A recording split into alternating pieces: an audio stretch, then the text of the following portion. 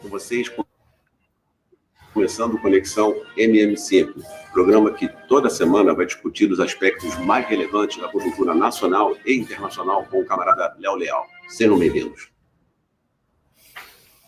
Boa noite, camaradas que nos assistem. Boa noite.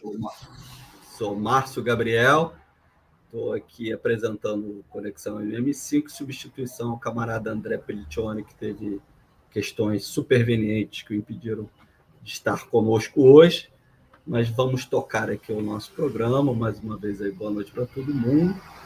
Boa noite, Léo. Boa noite, camarada. Seja bem-vindo mais uma vez. Valeu, mais uma vez. E o nosso tema de hoje, né? COP30, identitarismo, empulhação e oportunismo, né? Todo mundo está acompanhando aí nas mídias, né, sociais e não sociais, todas as mídias, né, grande mídia, pequena mídia, agora com uma cobertura quase que exclusiva, né, do que está acontecendo lá em Belém, no estado do Pará, né? O grande evento, né, que busca combater os males do meio ambiente e convidam representações de vários países do mundo, com essa expectativa aí que a gente vai tentar aqui esclarecer que não é exatamente assim, né? E fazer uma discussão, como sempre, qualificada, né? E é isso, Léo? O que a gente tem para... É isso mesmo. Vamos procurar explicar, destrinchar essa complexidade aí e nos sirva, né, o entendimento disso nos sirva de instrumento na luta de classe e de fazer avançar a luta do proletariado. Exato. É o que queremos. Então, vamos lá. Vamos lá. Posso falar? Está aberto o microfone para mim? Já está. Obrigado. Com a palavra. Com a palavra, Vamos lá. Olha, há uma dificuldade, dada a complexidade do tema e do próprio fato, do próprio evento, uma dificuldade de formular um conceito capaz de dar conta, numa palavra ou em poucas palavras, do que é isso, certo? É uma coisa multifacetada, certo? Que implica economia, política, geopolítica, ambientalismo, sim, certo? Contradições principais, contradições fundamentais, determinantes externos, determinantes internos, enfim, é uma questão multifacetada, é difícil. Vamos tentar. De início,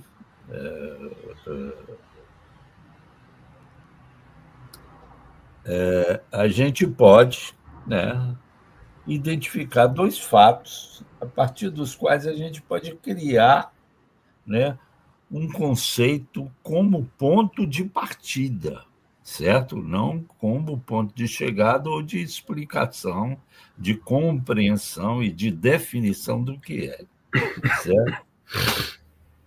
Eu queria fazer referência a esses dois fatos. O primeiro deles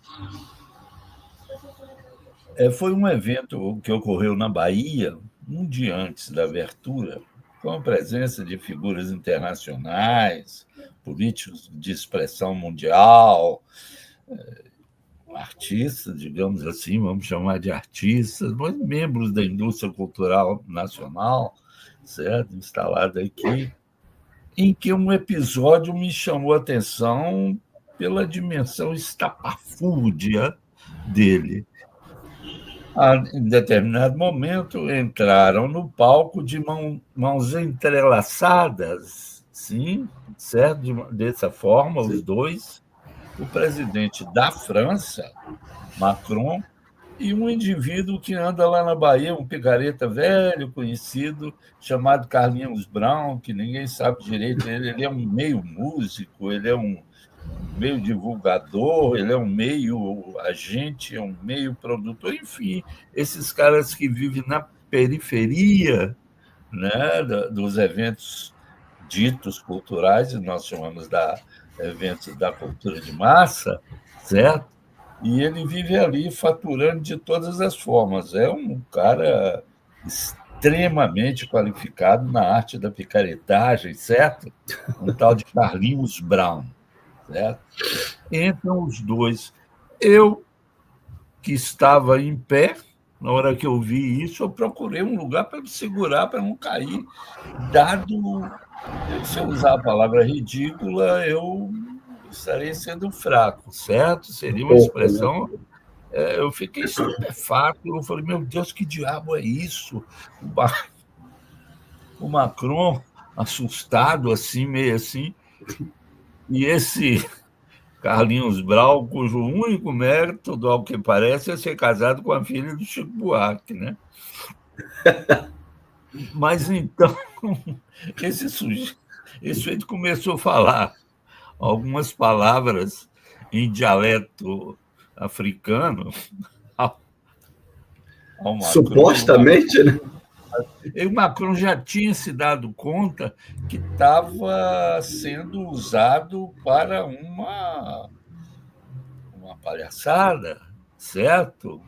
Estava sendo usado por esse sujeito e estava, enfim, um quadro que pouquíssimo teria a ver, né? Pouquíssima proximidade com a seriedade exigida para um encontro internacional preocupado realmente com a questão do meio ambiente mundial, certo? Uma coisa, talvez, por enquanto, vamos chamar de tragicômica, certo? O outro fato foi patrocinado pelo presidente Lula. Lula é igual à justiça, ele tarda, mas não falha, você entende? Não falha, exatamente. Você acha que já fez uma crueldade, uma barbaridade que atingiu o fundo do poço, ele faz outra maior ainda. Não é que nas vésperas, eu não sei se foi no dia exatamente anterior, mas na véspera, ali, lá, de iniciar a tal Conferência dos Povos, a tal COP, pelo meio ambiente, etc. e tal, é o nome, o Lula iniciou as perfurações na foz do Amazonas em busca de petróleo. Sim. Petróleo que é unanimemente condenado como fonte energética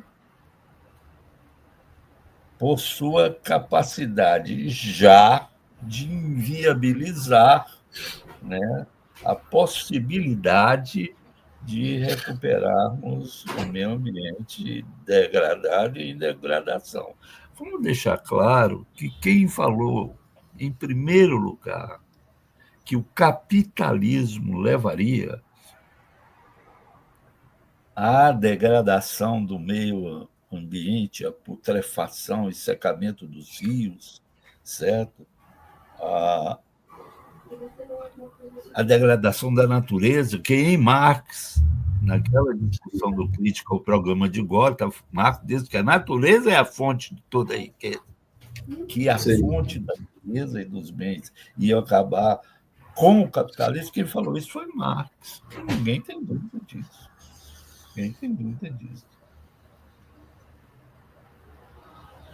Agora, é preciso saber, e disso que nós temos que tratar, quem são os responsáveis por isso. Em primeiro lugar, obviamente, é o capitalismo. Tem um autor brasileiro, um Mário, não sei o que, esqueci o nome dele, que falou, só uma revolução socialista será capaz de bloquear essa deterioração da natureza. Eu não gosto de usar meio ambiente, não, que é o linguajar que eles usam muito. Mas vamos lá. Essa deterioração provocada pelo capitalismo. Esse autor fala. Então, você somado a tragicomédia do Carlinhos Brown com Macron e essa iniciativa de Lula, que aparece escancarando os dentes, assim, todo alegre, batendo tapinha nas costas, etc., somado essas duas coisas, eu não sei. Por enquanto, certo, nós vamos chamar isso de Sodoma e Gomorra da patifaria. Essa COP30 é uma Sodoma e Gomorra da patifaria. Esse termo não foi inventado por mim, foi inventado por um humorista já falecido, muito qualificado, um dos maiores que o Brasil já conheceu, chamado Milor Fernandes, certo? O Milor, se referindo às práticas sociais no Brasil, chama tudo isso de Sodoma e Gomorra da patifaria. Vamos dizer, por enquanto, para nos dar um guarda-chuva ético-moral, certo? Para a gente enfrentar essa coisa, certo? Sim. Veja bem, quando eu falo assim, eu não excluo a possibilidade de existir gente honesta lá dentro. Afinal de contas, são 80 mil pessoas que estão lá, 70, 80 mil pessoas. Tem gente honesta, né? Tem mídias alternativas e até ONGs sérias que estão lá para denunciar, para tentar, certo? Eu não vou excluir, mas é uma minoria. É uma minoria. Certo? Até meios de comunicação alternativos existem lá, mas é uma minoria que certamente, e infelizmente, será incapaz de por fim à lógica que preside a convocação e a realização dessas conferências. E, na realidade, nós estamos falando da 30ª. Exatamente. Você se lembra da primeira? Foi a Eco 92, né? Aqui no Rio, né? Com o Collor aqui, uma coisa. Com o Collor, lembra? Foi uma palhaçada sem tamanho. E de lá para cá, as coisas foram se evoluindo a chegar num ponto que um indígena, uma pessoa de origem indígena, chamado Ailton Krenak, que já esteve metido nessas coisas todas, já foi no exterior, ele acordou e falou: olha, isso não resolve nada, isso é uma palhaçada. E, de fato, é um espaço de tráfico de influência, de intimidações, de negociatas as mais estapafúrdias, certo? De simulações. Ela é uma grande simulação, vamos falar a verdade. Em si é uma grande simulação. Toda hora que a gente vai procurar se aproximar, surge um adjetivo, certo? Que nos auxilia a formular um conceito, mas é tudo isso, certo? O que a gente tem que buscar, o Márcio e companheiros, é qual a lógica estrutural que se encontra no fundo e que dá origem a esse tipo de prática. Certo? Esse tipo de prática a essa Sodoma e Gomorra da patifaria. Vamos procurar. Aí é preciso se aproximar dos conceitos, dos termos, das palavras, das realidades constituintes de tal evento. E eu queria começar, Márcio e companheiros, falando da ecologia. Evidentemente, quando você fala em ecologia, em primeiro lugar, no sentido estrito, estão falando de uma ciência natural, certo? Sim, que cuida da relação dos seres naturais entre si. E o certo? ambiente. É. E o ambiente, o habitat que eles vivem. É onde eles estão, o chão que eles pisam, né? A Sim. ecologia significa isso, certo? Essa é a relação. Mas não é disso que se trata. Isso aí existe há tempos e tempos. Estudiosos importantes na Alemanha do século XIX surgiram estudiosos importantíssimos. Aqui mesmo no Brasil houve gente importante que cuidou disso, certo? Antropólogos, cientistas, biólogos, que a ecologia, na realidade, é um corpo científico, né, que integra um corpo maior chamado biologia. Mas então nós tivemos gente grande, mas não é disso que se tem que falar. Tem que atentar para o significado concreto da ecologia nos termos em que ela é pensada e praticada. Certo? E ela, não que não seja em outros termos, mas fundamentalmente é pensada e praticada como um elemento de diversificação, de confusão, numa prática confusionista, de ocultar a luta de classe. É disso que se trata. Quando surge isso?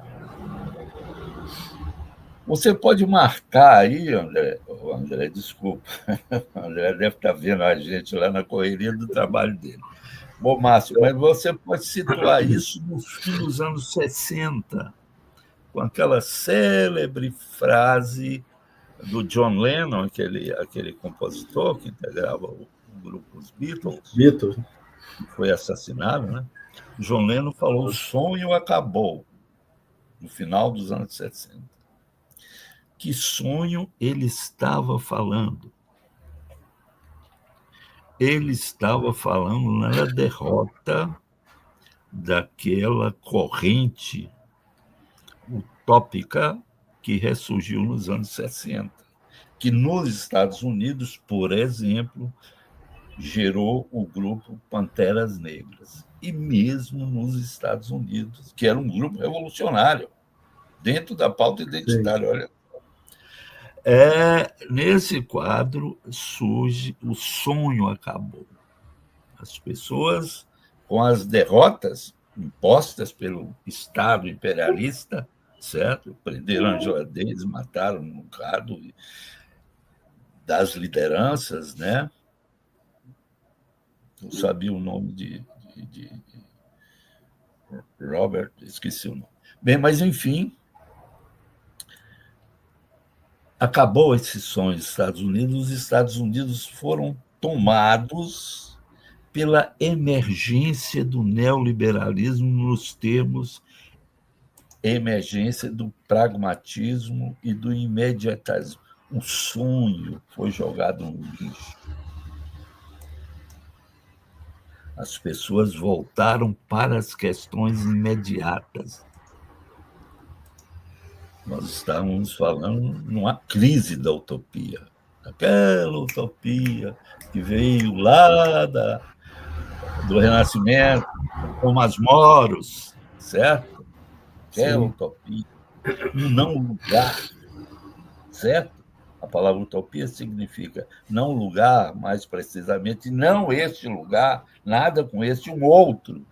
E só a gente pode pensar. Claro que a gente pensa a partir de onde ele está pisado, né? Qualitativamente melhor, né? E que não surge naturalmente. Bem, aí a gente vai chegar em Lenin, certo? Só conscientemente nós podemos produzir revolucionariamente esse não lugar hoje, transformá-lo num lugar real no futuro, certo? Um lugar, num sim lugar, num topos em um lugar, certo? Acabou. Certo? E a partir daí você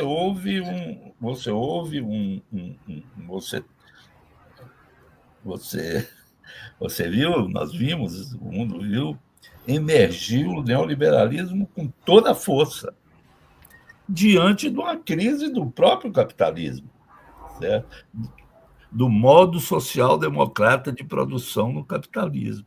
Ele faliu a partir da Segunda Guerra. No início, já dos anos 70, emergem as primeiras práticas, e o primeiro lugar foi no Chile, do neoliberalismo, certo? A partir daí, certo? As práticas locais neoliberais, e principalmente nos Estados Unidos, começaram a tomar corpo. O que é neoliberal nesse caso, em diferença da social-democracia? Você já não produz tomando aqueles que de fato produzem, os trabalhadores, como sujeitos do consumo. Certo? Esse período durou 30 anos, de 45 a 75. De 1945 a 1975. Acabou. Aí entrou o neoliberalismo, que não quer saber. Acabou com o estado de bem-estar social, que era o conceito de estado que prevaleceu nessa social-democracia. Certo? Acabou. O Estado abriu mão, e no Brasil, aqui, Fernando Henrique deu uma lição disso, aquele canalha daquele Fernando Henrique. Mas, enfim, sem falar do Collor, que foi muito engraçado, chega a ser tragicômico, né? Mas você abre mão. O Estado não, o Estado agora é para promover a riqueza dos de cima, dos grandes monopólios, os de baixo que se danem. Aí os sistemas de saúde, de educação pública, de transporte, de todo mundo, inclusive nos Estados Unidos, entraram em decadência profunda. Essa miserabilização vai ter uma consequência, vai gerar consequências ideológicas, inclusive o surgimento da ecologia. Pensar da ecologia como? Aí nós já começamos a entrar no pesado, certo? Eu estou tentando acompanhar aí, que agora embolou mesmo. Ecologia já não é uma parte da ciência, uma ecologia e a militância ecológica como substitutiva da luta de classes. Na mesma linha do movimento identitário, né? Na mesma linha dos movimentos. Pode deixar que eu chego. A ecologia apareceu primeiro. Mas então. É verdade. Apareceu a ecologia vanguardiando todo um pensar, toda uma ideologia de caráter mundial, estimulada por ONGs fortíssimas, financiadas por gente, cara, que tem dinheiro que você não imagina o dinheiro. Fora os estados, né? O Estado financia a ONG também, essas ONGs reacionárias. Claro que a ONG boa a gente tem que deixar claro. Aliás, só existe ONG picareta, ladrona, porque existem as boas. Porque se fossem todas picaretas, certo? Ninguém acreditava. Opa, é igual bandido. Elas figurariam socialmente como quadrilhas. Exato. Mas como tem as boas, digo, certo? Esse é um outro tema, a gente tem que voltar a esse tema das ondas. É verdade. E como a gente sabe, né, mesmo sem entrar a ONG é um viveiro de picaretagem. Eu me lembro que aquele irmão do Enfio, o Betinho, chegou aqui do exterior em 1990, mais ou menos. E combate à fome, o símbolo da ONG dele era um prato assim, com um garfo, um prato de alumínio, sei lá. E ele dizia, não, combate, como é que chamava a ONG deles? Fome Zero? Eu acho que era Fome Zero. Não, Fome Zero era um programa do Lula, do primeiro governo Lula, para combater a fome. Como é que chama aquilo? Agora a ONG do Betinho. Eu lembro do lema dele, né? Que era quem tem fome tem pressa, aquela coisa. Tem pressa, é esse mesmo. Depois descobriram, cara, que a ONG dele era financiada, por um bicheiro criminoso perigoso chamado Castor de Andrade. 2. Ação da Cidadania. O Tiago botou aqui, ó, o nome da ONG. Ação da Cidadania. É para você ver. E que o dinheiro que ele pegava do Castor era para financiar a burocracia dessa ONG. Os funcionários, são salários altos, os funcionários dessa ONG. Descobriu-se. E assim é a maioria. Eu conheci uma outra, gerenciada também, criada por um picareta, articulação dos povos, não sei o quê, certo? Todas são assim. Todas não, desculpem, a maioria é assim. Certo? Mas existe, vamos deixar claro que existe, né?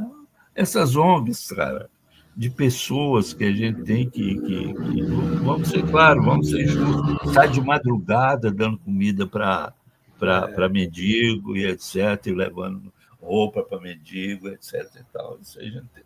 E tem outras também a gente tem que respeitar. Mas o primeiro salto foi a tal ecologia entendida e financiada pela altíssima burguesia mundial como um elemento, como uma tática que na guerra se chama desviacionista. Isso é uma guerra de classe, é uma luta de classe. Nos manuais de guerra, certo? Chama-se tática diversionista ou desviacionista. Ou seja, tira o proletariado para lá, tira a contradição, burguesia, proletariado, joga fora isso, não existe mais. A história até apareceu um filósofo americano chamado, esqueci agora, Francis Fukuyama, assim, dizendo que a história acabou. Pior que ele lamentava que acabou, mas dizia, acabou. Uma visão que parte da esquerda, enorme parte da esquerda mundial assumiu. E se dizendo marxista, filosoficamente, isso é hegelianismo. Quem primeiro inventou que a história acabou foi Hegel, contra quem Marx se insurgiu. O marxismo nasce de uma crítica a Hegel do ponto de vista filosófico. Todo mundo sabe disso, mas esquece. Eu acho que já nem sabe. Acho que boa parte da esquerda não sabe disso. Boa parte é analfabeta. Aí você tem razão, mas boa parte também sabe. Mas então,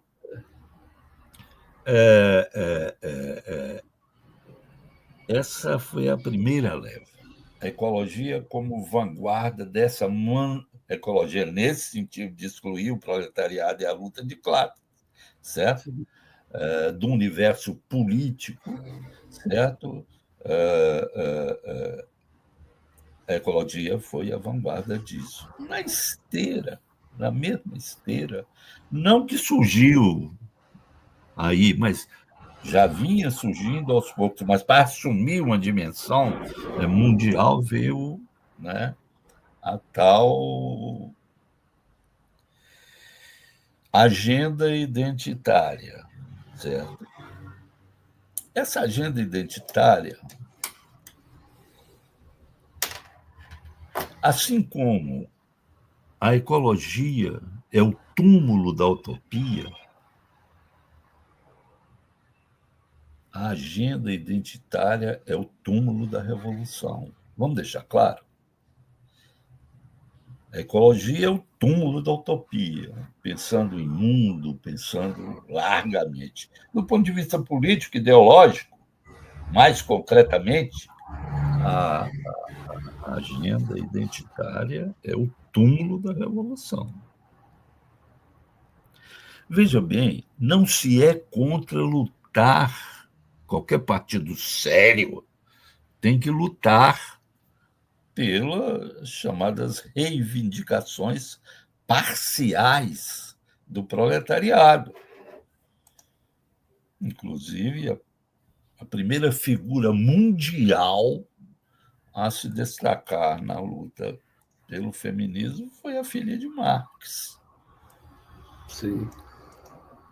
Não sei se ela chamava Jennifer, esqueci agora. Mas, enfim, certo? Quando a gente fala, não estamos falando para abandonar o que podemos chamar também de luta sindical, ou seja, lutas imediatas, lutas que não derrubam o capitalismo, que não visam derrubar o capitalismo. A luz. Porque eu fico com vontade de rir das asneiras que surgem, certo? É difícil, né? Porque o caso é tragicômico. Trotskista, gramsciano e reformista acham que luta parcial derruba o capitalismo. O que eu posso fazer? E se dizem marxistas. Não, somos marxistas, leninistas. Não são. Vocês são reformistas, vocês são trotskistas, vocês são gramscianos, vocês são anti-marxistas. Porque Marx e Lenin se diz leninista também, esses bobalhões. Não. Você toma o poder político e depois você resolve essas questões sociais, etc. e tal, como a história comprovou, como a Rússia fez, por exemplo. Certo? Mas, voltando, não se é contra. Qualquer partido sério tem que fazer a luta sindical, a luta por conquistas imediatas. Significando isso, você tem que lutar contra o racismo. Você tem, senão você se aliena da luta de classe. Você tem que lutar pelos direitos das mulheres, que são oprimidas, sim. O Brasil, aliás, é campeão mundial do feminicídio, sabia? Campeão mundial do feminicídio, o Brasil. E Lula está mostrando dente lá. Então, faz nada para isso, certo? Essa tal dessa palhaçada aí que o pobre do Lewandowski está metido e uma lei contra a facção e tal, isso é palhaçada, não resolve nada. O negócio está dentro da casa. Pessoas não criminosas matam suas mulheres. Pessoas não traficantes matam mulheres. Pessoas não milicianas matam mulheres no Brasil. Sim.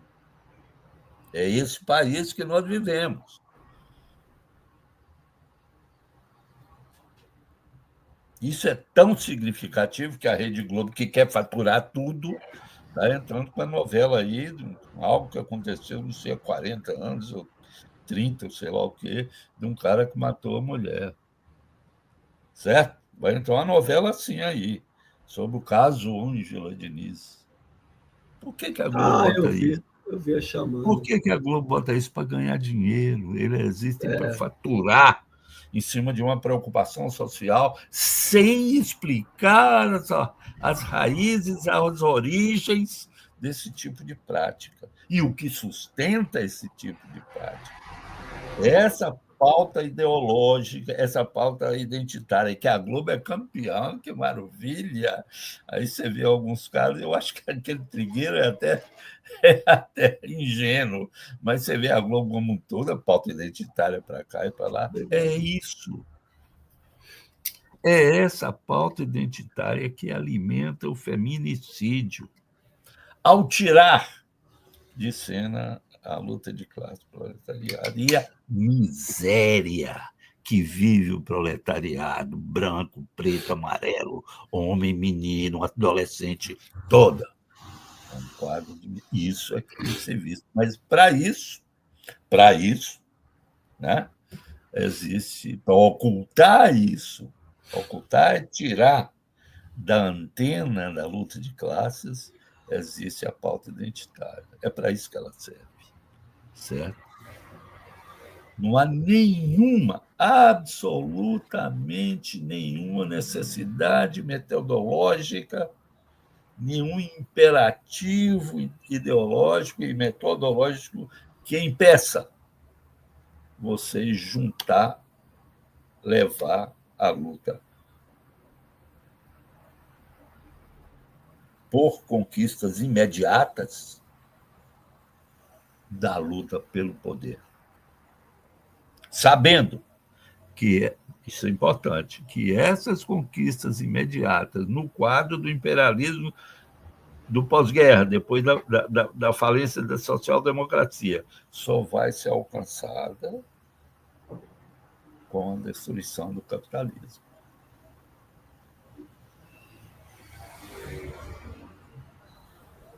Podemos voltar a isso, mas o racismo, o feminicídio,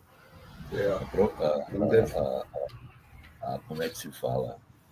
A perseguição a homossexuais, todas essas lutas. Agora eu vou falar a falta de moradia, a falta de transporte, certo? A falta de educação, a falta de saúde, só serão superadas a partir da tomada do poder pelo proletariado e instalação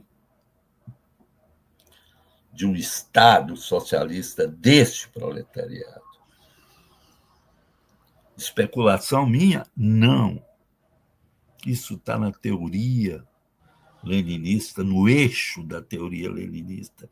E para aqueles ainda desonestos, que acham que isso é uma simples teoria, eu mando olhar a história.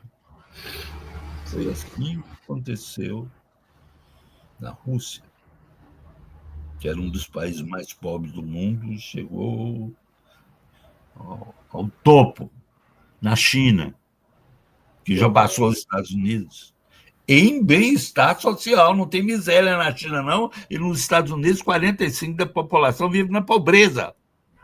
Na China não tem. Uma população bem menor, né? Os Estados Unidos tem gente passando fome.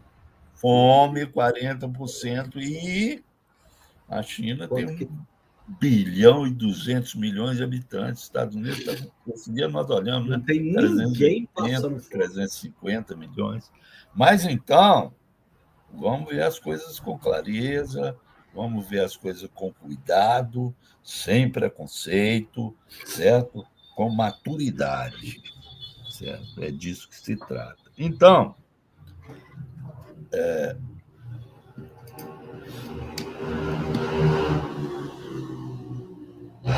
pode-se dizer que a implantação, certo, da ecologia, né? Essa ecologia, enquanto ideologia política, vamos falar assim, ecologia enquanto ideologia política. Está claro quando eu falar? Agora fica claro assim. Bem, foi uma vitória enorme da burguesia, enorme. Desde a Revolução Francesa não havia uma vitória ideológica dessa dimensão. Desde a Revolução Inglesa, de 1649. Então, não tinha uma vitória dessa, não.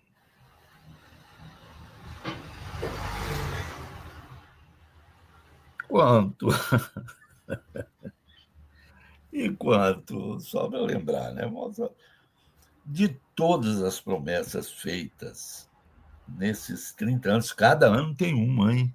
COP. Dessas 30 COPs, promessa não porque eu vou reduzir, que eu vou... Só um país conseguiu reduzir em níveis satisfatórios. Nome do país, República Popular da China. País socialista com a ditadura do proletariado. Prestem atenção nisso. Agora, uma questão muito importante. A pauta identitária, aquela que surge nessa esteira ecológica, certo? A pauta identitária expressa uma luta da pequena burguesia contra quem? Contra o proletariado.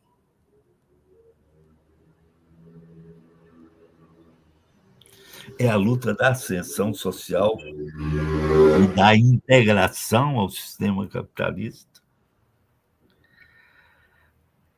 contra a sobrevivência material da vida, material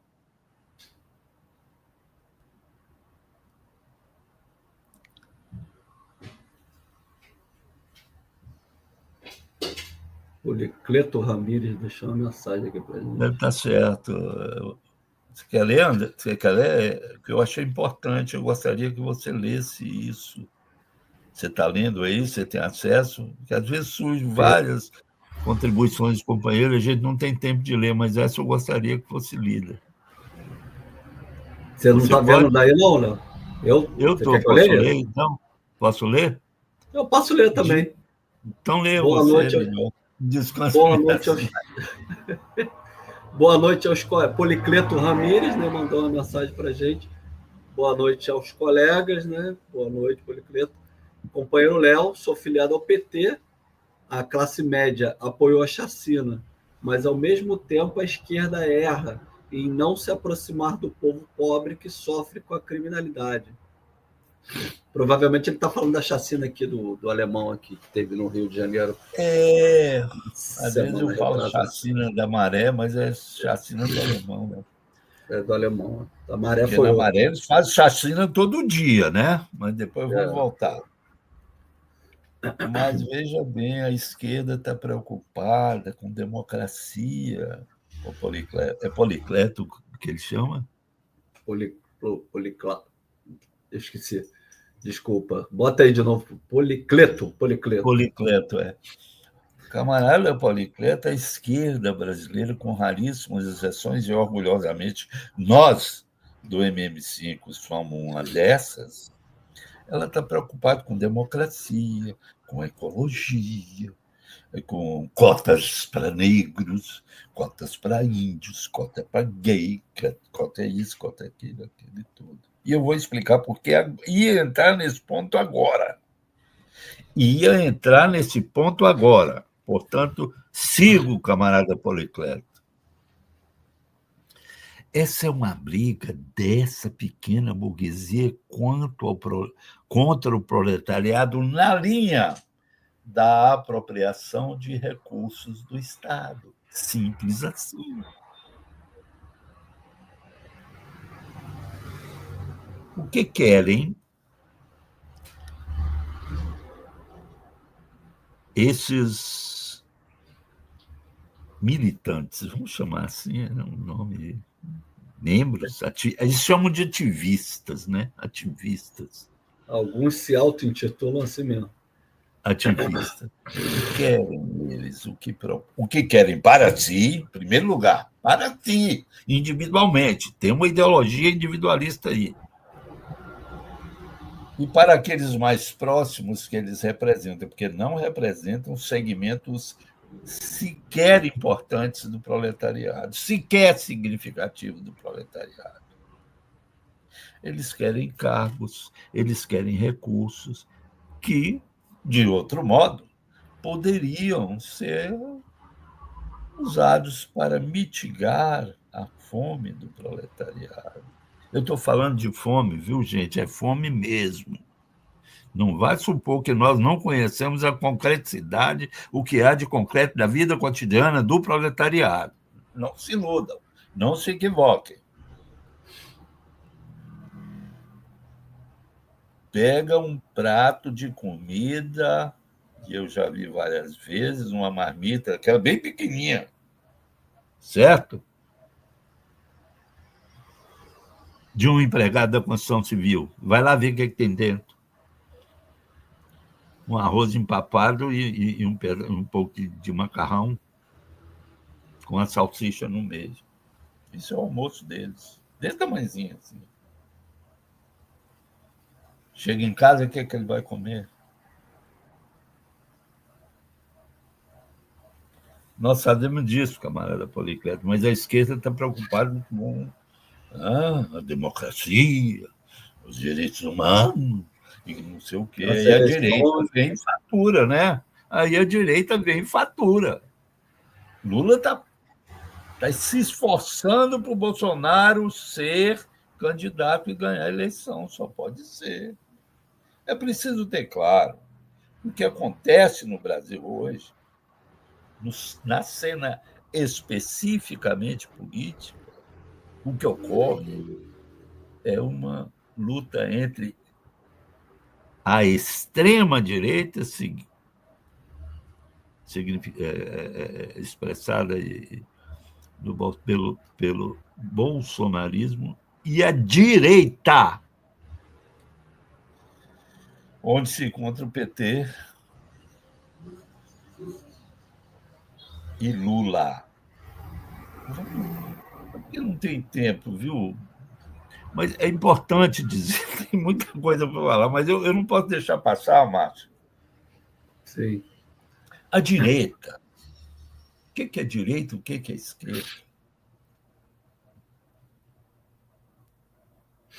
A direita aceita, defende o capitalismo. Essa é a questão estrutural. Não se pode dizer de esquerda quem é a favor do capitalismo, sabendo-se que não há espaço histórico para uma social-democracia. Não existe mais, já faliu.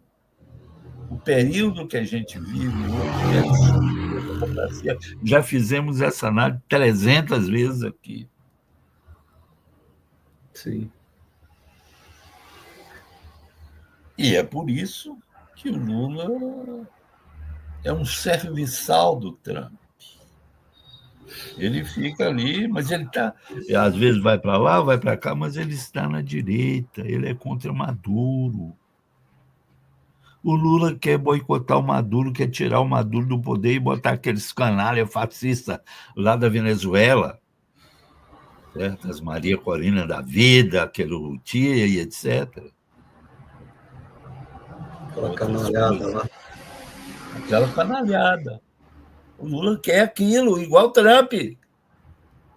O Lula está integrando um bloco que está sendo formado pelo Trump, que na América Latina tem aquele psicopata da Argentina, o Milei, tem aquele que está saindo agora, né, que expulsou o Evo Morales da Bolívia, aquele picareta que o Lula foi na posse dele, lambeu a bota dele, aquele Luiz Arce, certo? Lula é um aliado estratégico do Trump. Bem, vamos voltar.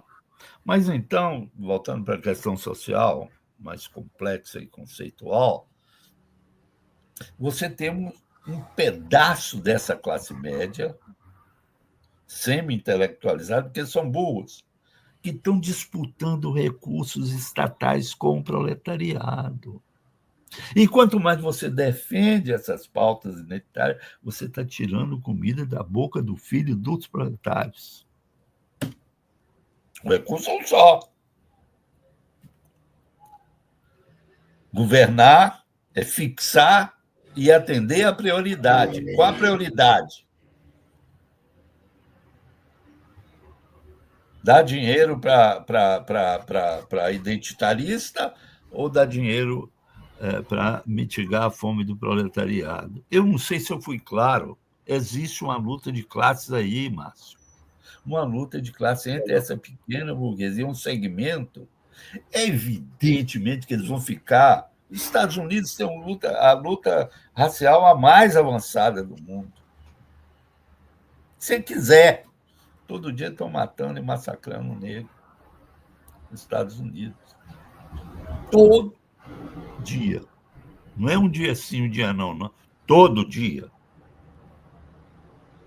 É isso que eles querem? Não, eles querem cargo, ser professor universitário, viajar para a Europa.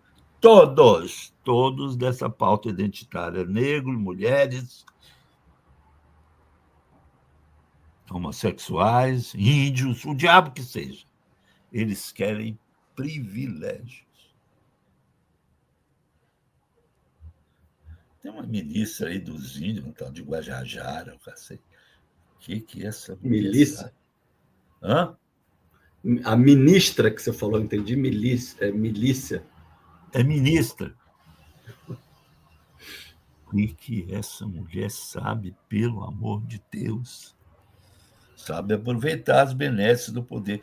Porque uma das características, isso já foi estudado há mais de um século, toda social, e o PT foi uma social-democracia, um partido social, em deterioração, gera-se o processo de deterioração, gera automaticamente, isso é uma lei da sociologia política, automaticamente, certo? Uma casta de aproveitadores, despidos de qualquer princípio moral, individualistas até a alma, certo? Que se aproveitam dessa falsa social-democracia. Aí aparece coisa como a Janja. A Janja é a expressão disso, uma picareta que apareceu e chegou ali e tal, usando uma oportunidade. São muito oportunistas, muito espertos. Muito espertos. Esse Boulos, isso é um malandro perigoso. Você entende? Eles aparecem nas frestas, certo? E são muitos e muitos e muitos. Pode salvar um outro, eu tenho até amigo que está lá dentro, mas fazer o quê? É tal negócio. Exceção, igual as ONGs, exceção que confirma a regra. Exatamente. Isso que eu ia falar. 51 minutos. Ô, Léo, o Thiago fez uma pergunta aqui. Não sei se você está conseguindo ver aí. Mas eu vou ler para você, Léo. Podemos dizer que a COP30 não passa de um balcão de negócios do capitalismo verde, servindo apenas para abrir novas frentes de acumulação para o imperialismo? Olha, Tiago, a primeira parte eu assino embaixo, viu? Mas eu acho que já chegou num ponto de deterioração, certo? Que cumpre mais um papel ideológico. É um balcão de negócio? É, de todo tipo de negócio. Inclusive negócios sexuais. Certo? Todo tipo de negócio. Agora, que serve para acumulação, eu não creio, Thiago. Não acredito. Já perdeu essa capacidade. É importante ressaltar também que tem tido várias ausências nesses encontros. Os Estados Unidos já saiu fora. É um deles. A China mesmo não mandou nenhuma representação muito relevante. E outros países da Europa também, a não ser o Macron, né, que foi lá. Olha aí, o balcão de mãozinha dada. Oh, meu Deus. Mas olha, Tiago, o camarada Márcio respondeu, certo? Eu acho que é isso que ele falou, concordo plenamente. Voltando.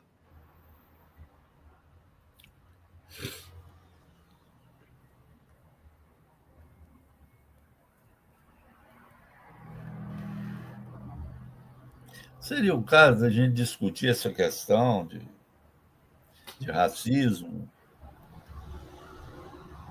Aí vem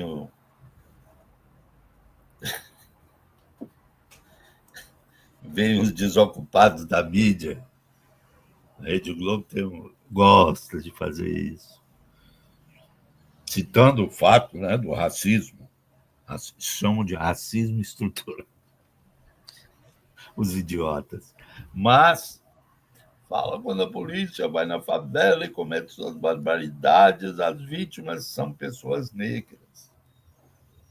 São os negros que eles falam. Você queria que as pessoas...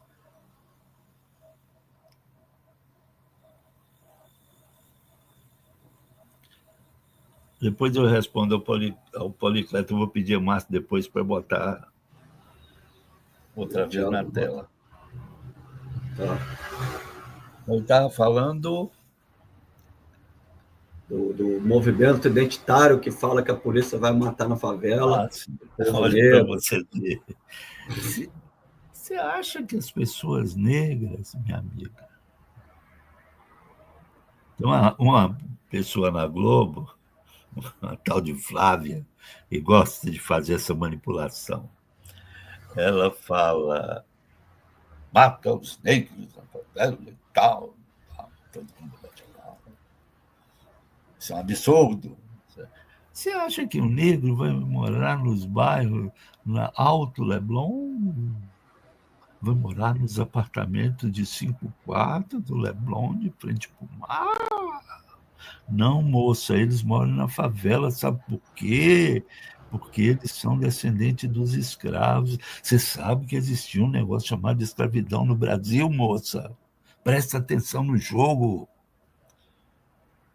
Inclusive na Guerra do Paraguai, que mandaram matar 310 mil negros que aquele vigarista daquele Pedro II mandou para lá para morrer. Os que voltaram, botou num lugar lá perto da Central hoje, ali para cima, certo? Chama Rua da Providência. E tinha uma plantinha chamada favela, enfim, ficou conhecido como favela todos esses bairros proletários, vamos chamar assim, sem infraestrutura nenhuma. É por isso, moça. E vão continuar matando, moça. Presta atenção, enquanto não tiver uma revolução socialista nesse país. E branco que tiver, matam também. Não quer saber se é branco ou preto. A maioria é de pretos. Sim. Evidentemente, você tem negros que moram em palácios. Pelé morava em palácios, né? Bruno Henrique, os jogadores do Flamengo, inclusive nível mundial, chegam em palácios. O Vini Júnior, que está sempre aí, fazendo não é a cor da pele. Hã? O Vini Júnior, que é um dos que mais protestam. Que caretaço, né? Aliás, o governo Lula incrementou aquela política de que ele estaria, inclusive com ações do consulado brasileiro lá na Espanha, em Madrid, que ele estaria vítima, transformando ele num herói, né? Jogando olha o papel do Lula. O Lula é um gênio. Se precisar de um picareta, você não vai achar outro igual. É um gênio da picaretagem, certo? Então,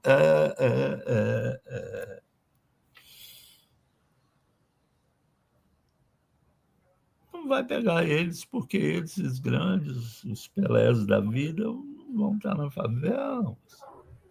Não vão estar na favela. Esse tipo de coisa, certo? A causa é social, não é ideológica, é histórica, certo? Você vai achar industrial, banqueiro morando na favela, louro. Hein, dona Flávia? A senhora vai achar louro morando na favela, pessoa louro de olho azul. Tem também, né? Mas de origem proletária. Você vai achar... Chamado russo, né? É o russo. Você vai achar banqueiro morando na favela, moça? Para a polícia chegar lá e matar banqueiro? A senhora sabe o que é uma favela socialmente, historicamente? Um bando de analfabetos oportunistas, cara. Mas, enfim...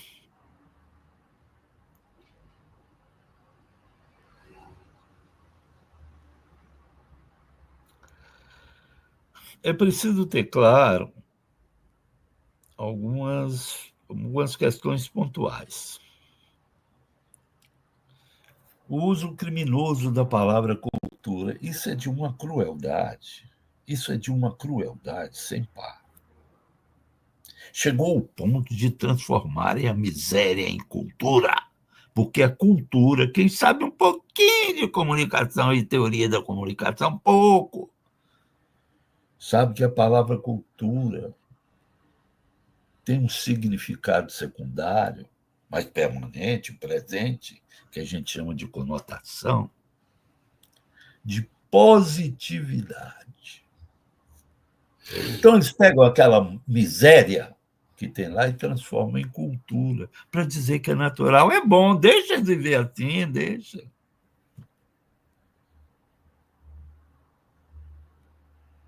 Não, é da cultura deles comer carne de terceira infestada de bicho. É da cultura deles. Bem, nós comemos filé mignon, né? Nós não somos bobos, né? Aí eu uso essa palavra. Ainda leva os turistas para ver os pobres. Quando eu dou aula, uma vez eu falei, falei para os alunos, se vocês chegam numa selva, lá tem uma tribo decadente com as últimas pessoas e você está bem protegido e com o corpo do exército protegendo vocês e vão matar uma criança para sacrificar, para fazer chover naquele lugar, vocês interrompem a cerimônia ou não? Felizmente, naquela época, eu já dava aula há muito tempo, aquela turma também falaram que não, mas teve muitos que falaram, eu não interrompo porque é da cultura deles. Então, qualquer merda, certo?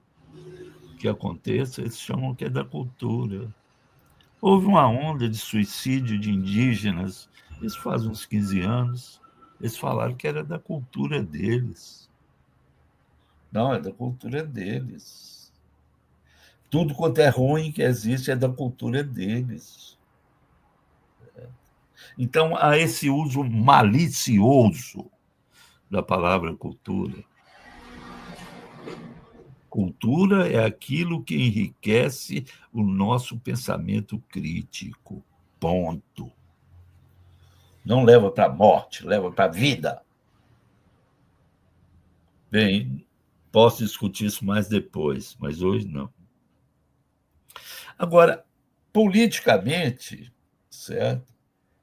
Essa política identitária, como eu disse antes e quero reafirmar, certo? Está na lógica estruturante do trotskismo, do gramscianismo e do reformismo. Por quê?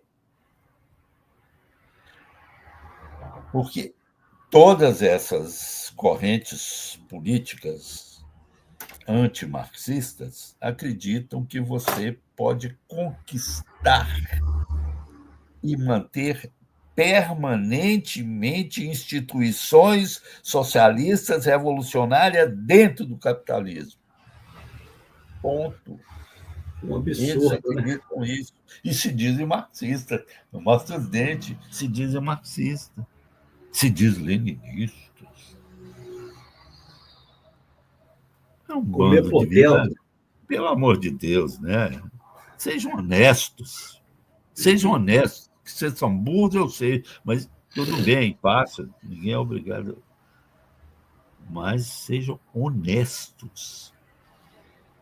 Sejam honestos. Bem, cara, eu vou andar rápido, Márcio, desculpa aí, mas... Temos que acelerar um pouco aí para ficar dentro do nosso... Temos que falar do papel da mídia, que é uma coisa abjeta. Como você abriu o programa, Márcio, é a pauta única. O que significa isso? Reificação. Sim. É transformar isso na preocupação nacional. A preocupação nacional não é essa. É a miséria, é o feminicídio, é a fome, é a falta de moradia. Esse é o problema. É igual que tivesse uma guerra em Marte, aí nós fôssemos conduzidos para salvar essa guerra lá para Júpiter. Tira o foco. Certo? Tem uma epidemia em Marte, está matando muito, nós temos uma vacina aqui, vamos lá salvar Marte. Não, vamos para Júpiter. É isso. Enfim, tira a problemática do lugar. Vai fazer uma discussão lá em Júpiter para melhorar a vida em Marte. Para salvar a epidemia de Marte. Agora, o papel da mídia é a mesma. Aqui, da mesma maneira desonesta, cruel, mentirosa, oportunista, vendida, que os jornalistas tratam a guerra, na Ucrânia, a chacina em Gaza, que eles tratam de uma maneira oportunista, cruel, violenta e vendida. Mais que uma chacina, um genocídio, né, em Gaza. Hã? Em Gaza é um genocídio, né? Genocídio, sem dúvida. Da mesma maneira mentirosa que eles tratam essa questão do meio ambiente. Eles estão reificando isso. E a burguesia ri. Você imagina os donos de banco desmaiando de rir, cara. Olha lá os otários, eles com as melhores prostitutas ao lado, tomando champanhe francês e etc., rindo dos otários. Porque eu já falei, tem gente enganada lá. E manda mais para o Lula está fazendo tudo certinho que nós combinamos, certo? Sim. Aí, com um charutão na mão, um charutão de $50 cada um, certo? O burguesão lá disse: o Lula é bom, o Lula está com a gente. É isso.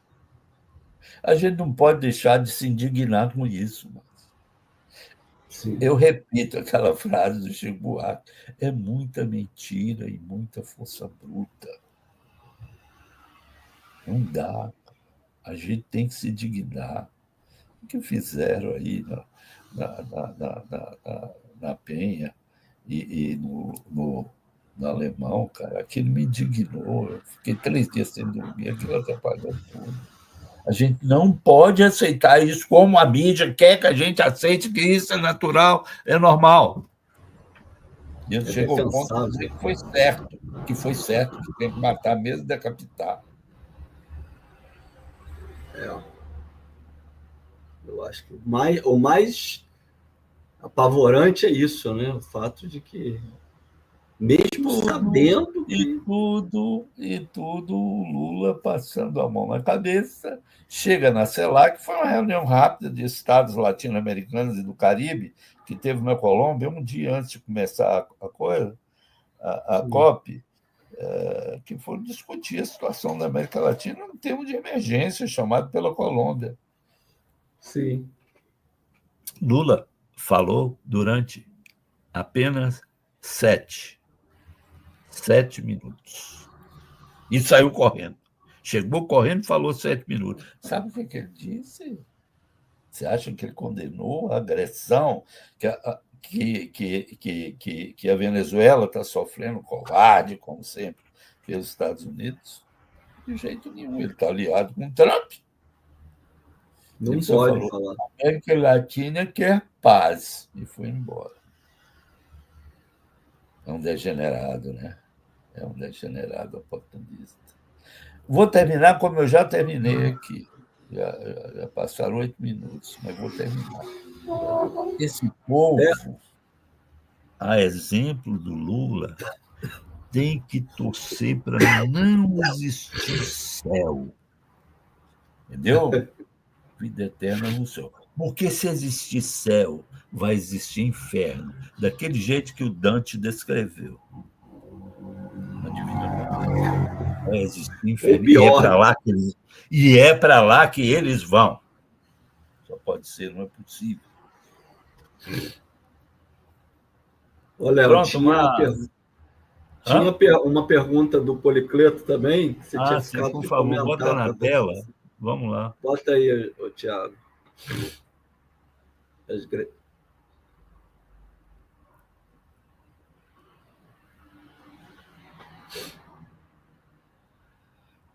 O camarada Policleto, essa é uma discussão larga. As greves do ABC poderiam evoluir naquela época e ir, além do PT, derrubaram a ditadura. Não podia ter ido além, não. Não podia ter ido além. Ela foi até onde iria, porque o movimento sindical já estava dominado por uma visão democrático-burguesa. Não existia. Eu militava numa organização chamada Polop, mas a Polop acabou se desmanchando naquele período, certo? As organizações eram social-democratas. E aí você soma, Policleto, você soma a chegada dos europeus, né, todos contaminados por aquela vida tranquila da Europa social-democrata. Deu certo. Eles não sabem que deu certo lá porque a custa de milhões, bilhões de bola de assassinatos na América Latina. Manda, o Policleto, lê Engels, um livro chamado Anti-Düring, que você vai encontrar isso lá.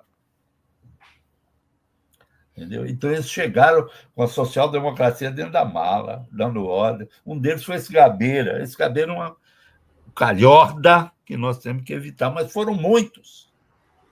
Eu participei da fundação do PT, mas já achando que era um partido que eu achava em disputa. Olha a ilusão. É claro, todo mundo comete erro. Eu, que sou mais burro, também cometo muito. Quem é que não comete? Eu achava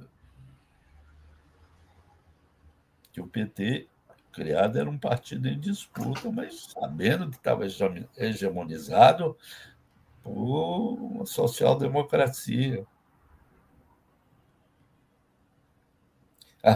Eu tinha uma discussão com o Chico Oliveira, de saudosa memória, um professor da USP, um cara sensacional, já falecido. Eu falei com ele falou, o PT é um partido social-democrata. Eu, não, é um partido em disputa, não está definido ele. Não, Léo, eu, otário, discutindo com o Chico Oliveira, olha para você ver. Defendendo o PT. Já fiz muita merda. Desculpe os companheiros, mas eu discuti com o Chico Oliveira, não. Ah, que bobalhão. Claro que não estava em disputa. Claro que não estava. Então é isso, Policleto. Não tinha jeito, não. Não era possível, não. Não era possível. Eu fui lá, eu fazia parte do núcleo do PT de jornalistas em São Paulo. Se o nome da rua que a gente reuniu era na BI de lá. Pô, eu fui execrado, cara. Eu fui metralhado politicamente.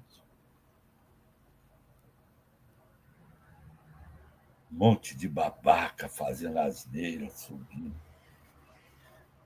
Tinha entre as pessoas do núcleo. Depois eu posso até voltar nisso, chamada... Uma atriz chamada Beth Mendes, uma vaca, certo? E ficava lá arrotando. Eu encontrei o presidente Lula, porque Lula falou isso. Lula é presidente do PT, na informação. É porque Lula falou comigo, é que certo um bando de oportunista puxa-saco, cara. Democrata, cada um cuidando de si. Bem, deixa para a próxima, uma próxima. Deixa para uma. Excelente. Excelente. Passamos um pouco, né? Mas essa é uma discussão complexa, né? Essa questão ambiental, né? Porque ela leva... Para explicar ela, você precisa de muitas informações, como você puxou lá desde do que se tornou a ecologia, né? E passando pelas lutas identitárias e para explicar o que é isso hoje, né? E só lembrando, né, que algumas pessoas, né, de boa intenção, né, que não sei o que lá, eu preciso fazer alguma coisa para melhorar as condições, porque realmente o aquecimento global, aí dá o exemplo desse furacão, né, tornado que teve agora no sul do país e devastou uma cidade. E são fatos concretos. Mas a gente tem que lembrar que o capitalismo precisa disso, né? O capitalismo ele precisa de aumento contínuo de produção, que necessariamente vai levar a uma degradação do meio ambiente, conforme você já falou que o Marx já alertou lá no programa de Gotha. Então, a hipótese, né, de você ter um ambiente, um meio ambiente mais saudável, né, usando o linguajar dessa pequena burguesia, né? Ela é inviável. Concretamente, você precisa de ter outro modo de produção, não o capitalista, que é só o socialismo, só o comunismo. Como a China provou, né? Você falou, né? A China foi o único país que realmente, de fato, reduziu as suas emissões. Então acho que é isso. Assim como todos os países socialistas, inclusive o mais pobre deles, que é o Vietnã, aumentaram as condições de vida, inclusive saneamento. Estou falando condição de vida, saneamento, água, Sim. etc. E tal, moradia, todos eles. A Rússia é um dos países mais pobres do mundo. Tem um vídeo de um estudioso. Eles não querem ver. Não querem. A gente fala aqui, né? A gente fala para alguns companheiros, como o Policleto, que está aberto à discussão, certo?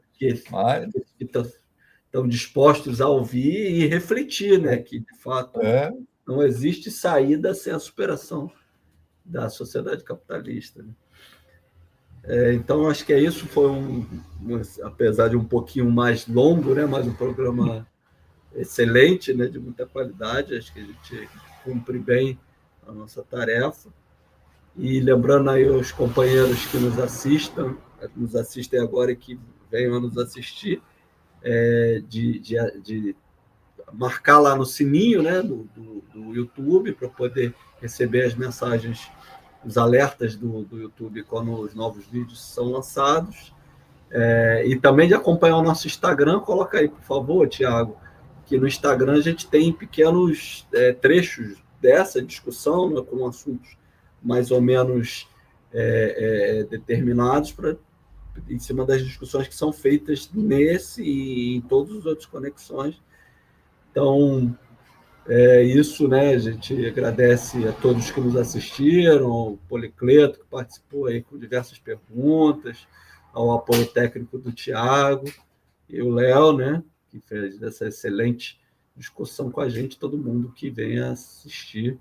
E aí a gente volta na próxima quinta-feira com um tema ainda a ser definido, conforme a conjuntura vai exigir, né? E provavelmente com o camarada Pelliccione, né? André Pelliccione, de volta. Alô, boa noite aí para todo mundo, até a próxima.